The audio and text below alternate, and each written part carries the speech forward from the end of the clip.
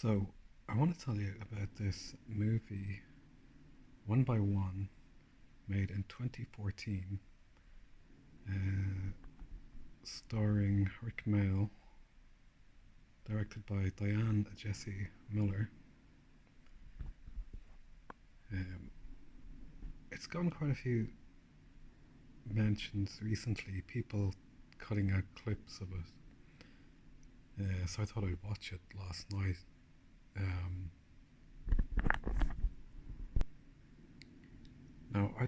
I'd actually heard a documentary on BBC Radio about Rick Mail the other day, and it brought it to mind um, because he's one of these sort of alternative comedians that everybody who grew up in the 80s and 90s saw on TV on the state sanctioned alternative channels, BBC Two, Channel 4. I mean, I even remember having the single the young ones did with Cliff Richard in the house. You, they'd reached that far into the popular culture. Um, so it's a funny thing, because you can't, it's impossible to look back at any of that stuff and not see it as cultural engineering. What was so anarchic, the young ones, so on and so forth. You have people like, Ben Elton, wasn't it, wrote that. And here we had this alternative view, alternative comedy handed to us. And one imagines, is this more Tavistock drivel? Are all our heroes actually system pigs? So I found you could watch this online. And I'd be curious to know if this film was actually released in cinemas, or did it make it to art house cinemas? Was it ever shown on TV? Did it fall into oblivion and then only recently rediscovered? I do not know. But it's on all the alternative uh, streaming sites. Maybe I can put a link to it. So the plot is basically you have a normie woman working in a cafe, and her boyfriend is a filthy pig. Then she meets these nice people who they run the cafe, they own the cafe, and they have the eccentric friend played by Rick Mail, and she hangs out with them. And then she meets the young man who's kind of cool, and he's like free and spontaneous, while her uh, pig boyfriend is harassing her to get a better job. And it's like a low budget um, film done with only a handful of actors, and it has a very simple, straightforward plot line. The woman looking for meaning in her life over the financial rewards of a career, uh,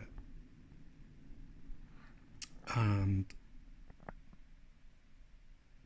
they talk about various alternative things, like they she sits in the park with the boyfriend, or no, sorry, the man that's sort of courting her, away from the pig boyfriend. And he say, oh look, everybody's on their phone and not talking to each other, and like we can behave like kids. And in the first like 20 minutes, 20 30 minutes of the film, I was thinking, wow, this is really interesting. This is like a low budget piece of contemporary counterculture, putting all those points of view out there as a media product of all those sort of alternative and sort of organic ideas people would talk about. And here it is as an actual film product. You know, like, be spontaneous. You know, don't live on your phone. You know, the system does not care about you. And she's getting interested in these alternative ideas, um, but nothing's gone crazy yet. And then, then tragedy strikes, and the other girl in the cafe who she becomes friends with, and who's, you know, fun-loving and spontaneous, she is murdered accidentally in like a nightclub scuffle, and then, you know, everybody's terribly traumatized, and the aftermath is, you know, they're sitting around the table, the girl and the father of the girl and the new boyfriend, and Rick Mail is seen as sort of the eccentric neighbor friend, and they're saying, you know, do you really want to know what these things we talk about, what the truth is, you know? And she said, yes, tell me. And the truth is depopulation. That's what it's all about. That's what it's ultimately all about. Get rid of 95% of people, the useless eaters, the cattle. I said, oh, it can't be true. And they say, well, we won't tell you the truth of all these things. Here's all the research to look at, and you look at it yourself. Then then you get this kind of montage of her looking at stuff with the footage in the background and atrocities, etc. And they have her come back then from being at a seminar. You know, that seems so funny. You know, the idea that, you know, you'd send the normies to a seminar to discover about the terrible accident in New York City 20 years ago, and you think, God, yeah, this film is really designed to be like something you send to the normie friend. Oh, you're a slightly curious midwit. Well, we have just the evening's entertainment for you. Because what the film describes with the woman's journey is that as a normie, she's begun on a sense of curiosity based on the fact that she knows she wouldn't be happy following a career path, live to work, you know, work to live. So she sort of, you know, she has that organic awareness, but then what trips her over the edge is the severe trauma of seeing her friend murdered. So then she's open to knowing, you know, what is the truth? What is the truth of everything? And then the truth is what was written on the Georgia Guidestones. I said, oh, it can't be true, it can't be true. So then the film ends with everybody being locked down, and the woman turns to the screen and implores the viewer to wake up. And at that point, I thought, this is just the further nefarious spectrum of the system reaching different aspects of the society. In other words, this chap here, Rick Mell, who spent his whole career working directly, indirectly, through the cultural engineering channels of BBC Two, Channel 4, was made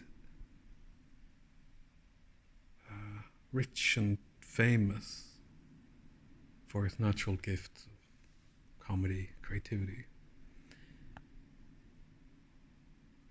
has now made a low budget film decrying everything about the system he's lived in his entire life.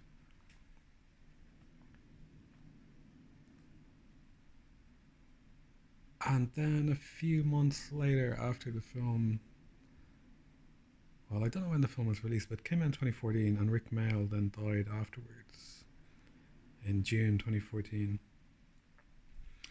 And that's really funny because it immediately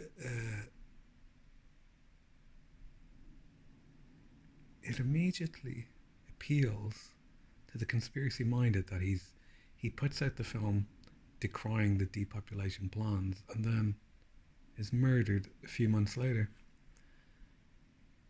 So that seems designed like a script to then make you trust the message of the film, the warning message. And in that era of 2012, 2014, my first instinct probably would have been he was murdered and he was trying to get the message out. But in 2016, David Bowie died the weekend after releasing an album filled to the brim with occultism, symbology, and blah blah blah. And it seemed so clear to me that Bowie faked his death on behalf of the system. I was convinced that seeing all these elderly people, Mick Jagger, Keith Richards, Paul McCartney, Ringo Starr, Elton John, are, have never gone away, are still trotted out. And it occurred to me then that it has to be true that these people are given the choice of you work until you die, or if you want to retire, your death is faked for propaganda purposes and you never appear in public again, probably going off to live in maybe one of Richard Branson's Caribbean islands, perhaps, etc. Or maybe they just have, some minor cosmetic surgery. So you could easily imagine that this was a job given to Rick Mayall to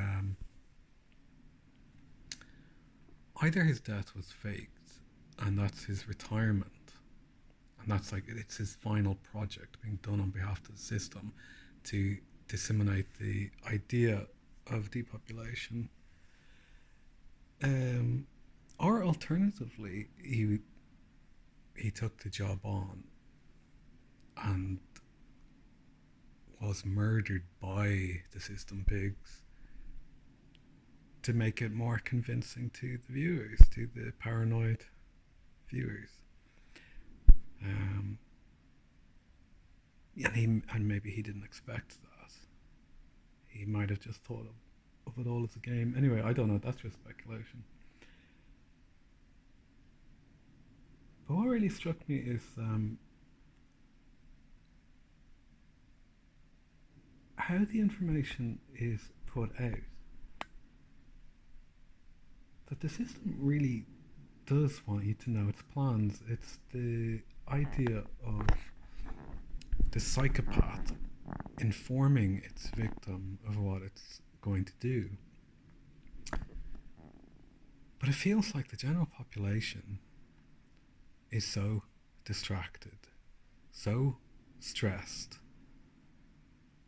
worried about mortgage payments, are in a trance state from pharmaceutical prescription drugs and combinations of street drugs and alcohol, that the majority of people do actually do not notice any of this paranoid conspiracy at all that's running all around them. And the system is telling you in The Simpsons and Marvel movies. And then you have this, which is a low budget, an alternative, and looks to be made by independent filmmakers. And it's like all spectrums of the audience are reached through different mediums, because it's like this is something to be discovered by the curious midwit, the sort of borderline person who's has one foot in midwit land and one foot in conspiracy land, because things are so weird. And the funny thing is, despite all the efforts of the system pigs to tell you their psychopathic plans in advance, people still don't get it. They still don't listen. They still don't notice. And this film, one by one, it's like the idea that you know someone who's curious. It's like you'd say, you should see this film. This will make you think. I mean, it seems designed for that purpose. But the funny thing is that nobody can actually be woken up. You're either already awake or you're fast asleep. Now, this morning, for my sins, I was looking at Zero Hedge, and they had this story, and I was having a look. It's interesting, this lady exists. Is she playing her role of opposition? Is she genuine? Oh, that's an interesting time there. So I was having a look at this, some interesting comments. I always find Zero Hedge, it's like sifting for gold.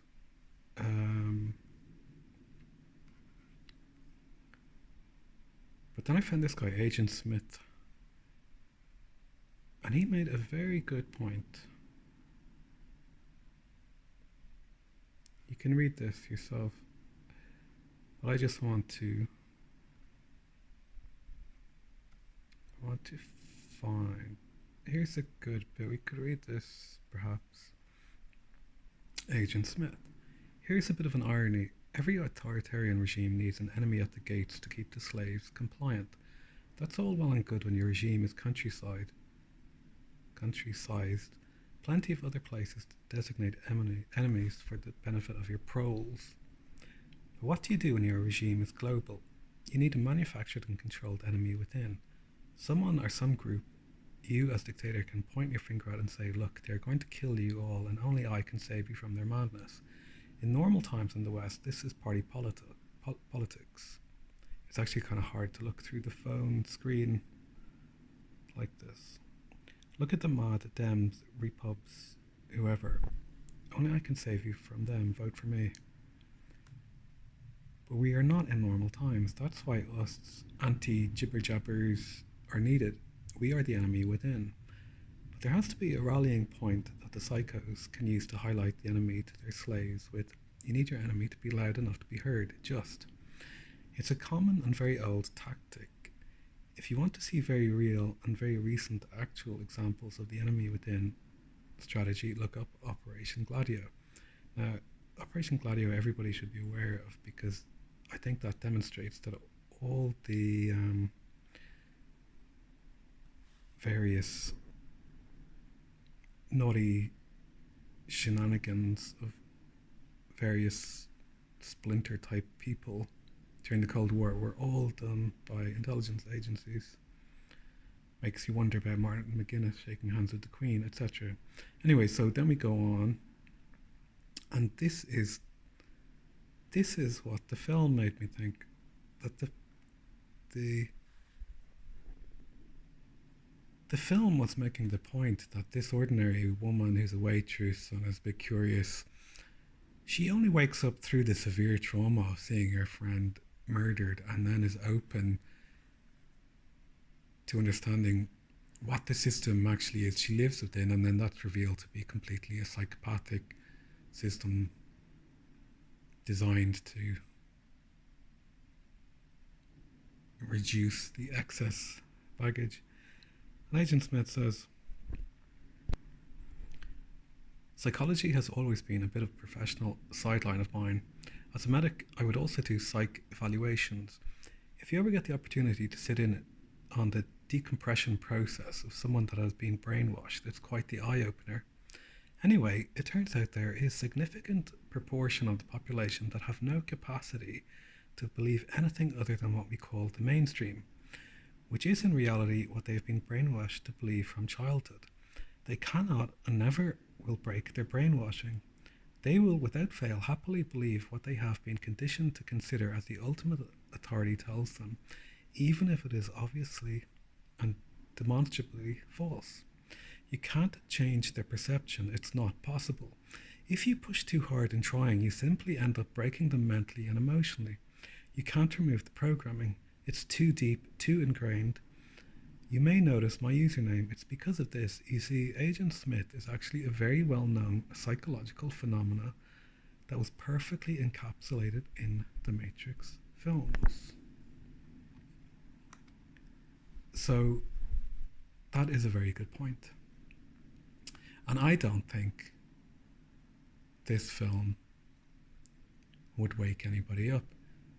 I think the normie, middle class person, educated, meaning indoctrinated person watching this would find it kind of depressing and paranoid and disturbing. But the next day they're going to work, they're going to the pub, they're going to the gym, they're going to the nightclub, they're paying their mortgage, they're paying their rent. But the film is there telling you explicitly the worst intentions of the system you've been born into. And if you read the Bible, you think human nature has never changed. You know, if you were talking to the person living in Rome, that there's the system of bread and circuses was evil, it would be fairly irrelevant to their access to getting bread and watching the circus. And the Christians being thrown to the lions, etc., etc. So, is it possible this film was made by an independent group of actors, writers, directors who got Rick Mail involved as a well-known figure to draw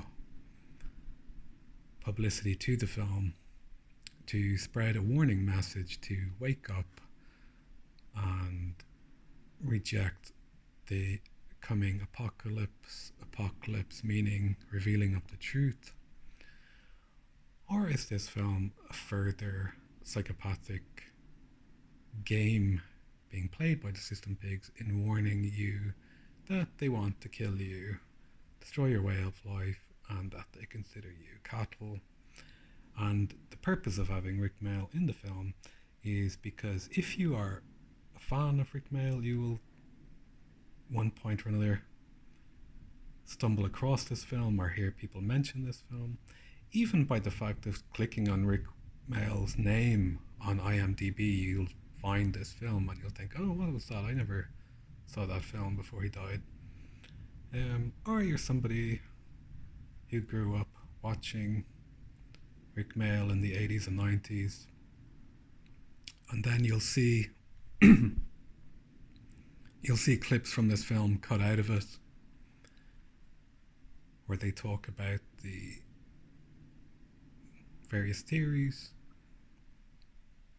and you'll think, oh, what's this? So it is all a double-edged sword. It's funny, really. The first half an hour, 40 minutes, I did really think, oh, this is actually someone doing like a modern piece of counterculture programming or deprogramming, in someone making an independent film, questioning everything. But the trouble is, it actually questions all our contemporary shibboleths: the global warming, the jibber jabbers, the accidental plane crash in New York. And I thought, would it really be possible for someone to make that? And why would Rick Mail make it when he's been enriched and made famous by the self same system for his entire life? I don't know.